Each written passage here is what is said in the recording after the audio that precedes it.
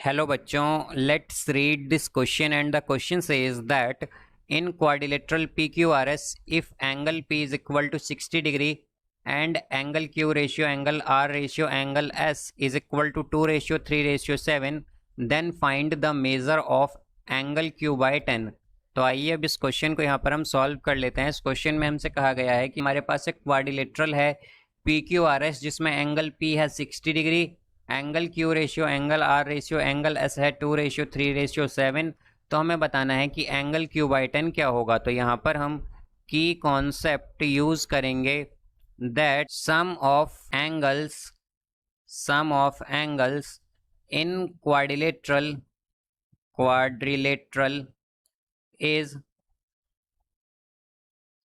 360 degree. तो हमारे पास जो सम ऑफ एंगल्स होता है क्वाड्रिलेटरल में वो 360 डिग्री होता है।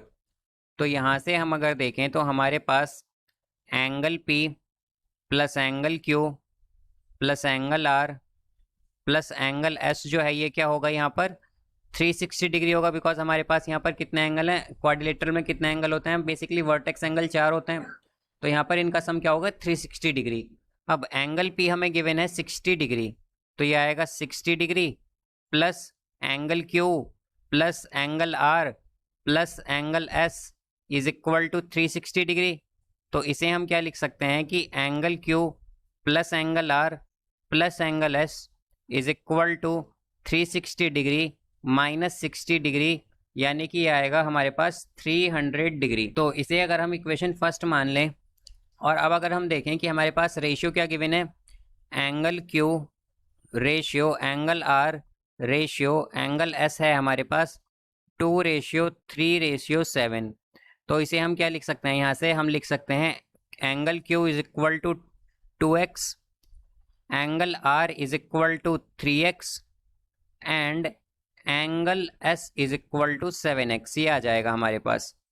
तो अब अगर यही वैल्यू हम पुट करें इक्वेशन 1 में, putting angle Q angle R angle S in equation first, जब हम इसे फर्स्ट में पुट करेंगे इक्वेशन तो क्या आएगा हमारे पास, ये हो जाएगा एंगल Q क्या है 2x, तो ये आएगा 2x प्लस एंगल R है हमारे पास 3x, तो ये आएगा 3x और प्लस एंगल S है 7x, तो ये आएगा 7x is equal to 300 degree. तो यहाँ पर अगर इसे हम ऐड करें तो ये हो जाएगा 12x is equal to 300 degree. तो x की वैल्यू क्या आएगी 300 बाय 12, तो x हो जाएगा यहाँ से हमारे पास 25 डिग्री। तो ये x की वैल्यू आई है हमारे पास। अब इसे अगर हम P की यहाँ पर Q R और S में पुट करें तो हमारे पास एंगल्स आ जाएंगे। तो एंगल Q क्या आएगा, एंगल Q होगा हमारे पास 2x यानी कि 2 × 25 डिग्री। तो ये आएगा हमारे पास angle Q is equal to 50 degree.